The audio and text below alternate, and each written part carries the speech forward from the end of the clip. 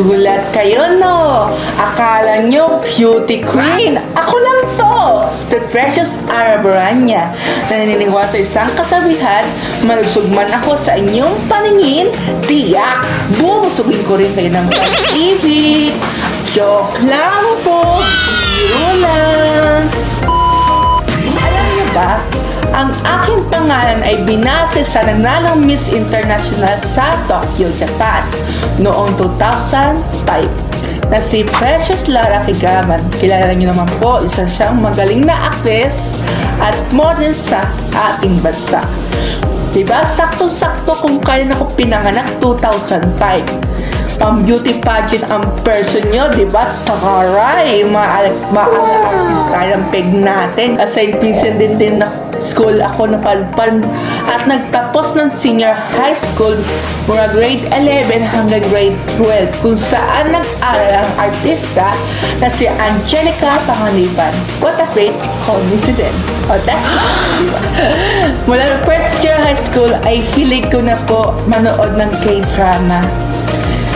Kung sino naman sa inyo ang pamilyar dito, alam ko pamilyar rin kayo dito, yung mga mahilig manood ng medical drama. Yung Dr. Romantic. Mula season 1, season 2, season 3, sinaway-baybayan ko ang episode nila. Nagbibigay ito ng inspirasyon sa akin para pumasok sa medical field. Kaya kinuha ko ang kurso na physical therapy.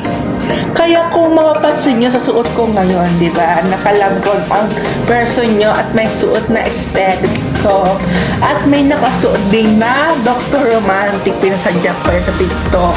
Kaya ito si Kim Sabu, ang Master Kim natin.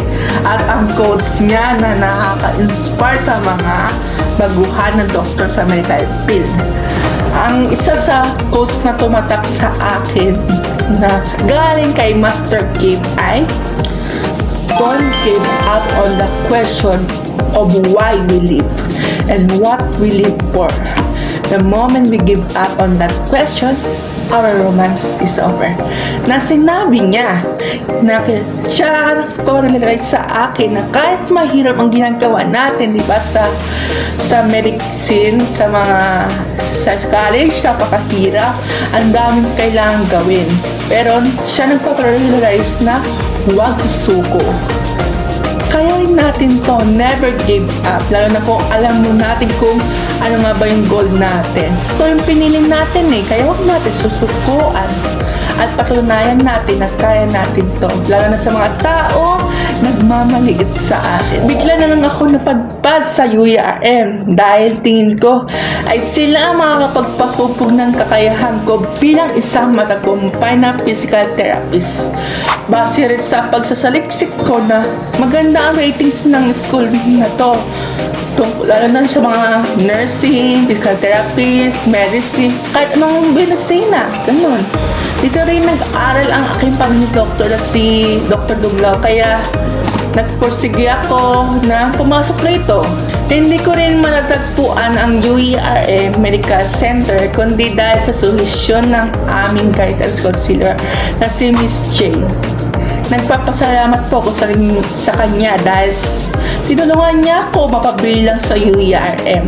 Siya nag-research, siya nagbigay ng kung paano makapasok doon. Tinulungan niya talaga ako, binigyan niya ako ng advice. Oh wait, there's more! The three things about me ay unang-una sa lahat ay hilig ko ang pagbablog. Diba? Kung mapapansin nyo na habang nagsasalita ako ngayon sa harap nyo ay komportable ako, may pakaway-kaway pa ang person nyo kasi sanay na ako mag-vlog dahil may YouTube channel ako na Jency Ray. O, diba?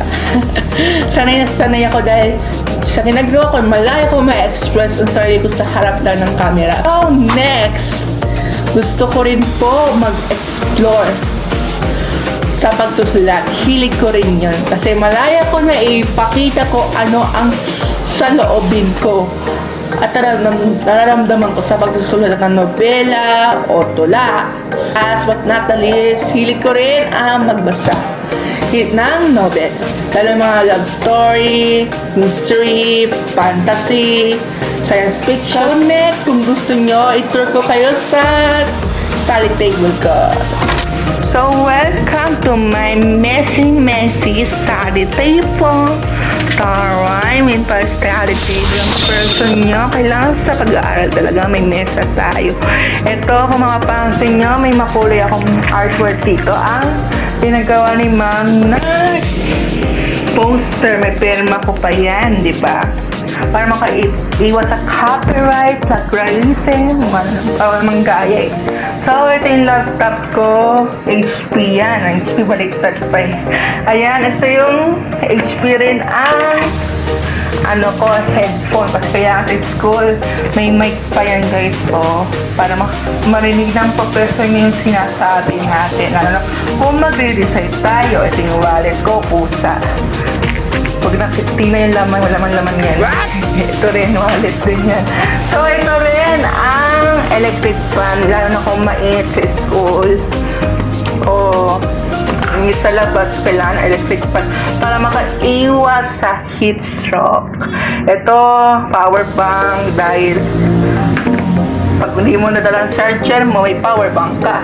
Ito, color pencil na ginamit ko at color pen na ginamit ko para magawa ang poster na to. Ito naman, ang laman nito ay stethoscope o isa, saka yung pang BP.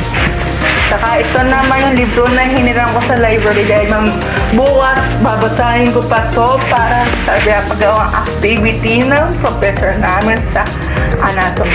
Ayun. So, ito naman ang clipboard ko. Andito yung mga pinagawa sa PE na food tracker ni Ma'am. Ayan, may yellow palit pa yan sa ilalim. Naupuan ko. Pang gamer ang peg, di ba? Ayan. So, ayan na. Ayan na yung study table na tool natin. Study table, di ba? This is the trivia for my skill or talent. Ang talent na masabi ko ay ang pagsasayaw sa TikTok. Ang hindi pagiging mahiyain sa social media. Hanggang dito na lang tayo. Precious Arabaranya po is now signing off.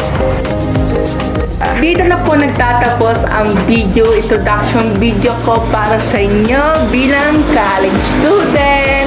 So, sana po na-enjoy nyo ang sinabi ko sa vlog ko at may naintindihan kayo. Hanggang dito na lang tayo guys. Bye-bye. Pero bago yan, mag-iiwan muna ako ng isang inspirational quote sa inyo lahat. If others can, why can I? Kung yun ang palaging pinasabi sa akin, walang bobo sa tama sa mag-aral. Kaya kapit lang mga college life. Bye-bye! Para maging updated kayo sa susunod ko pang video, huwag kalimutan mag-like, comment, subscribe, and click the notification below para update ka sa susunod ko pang video. Goodbye!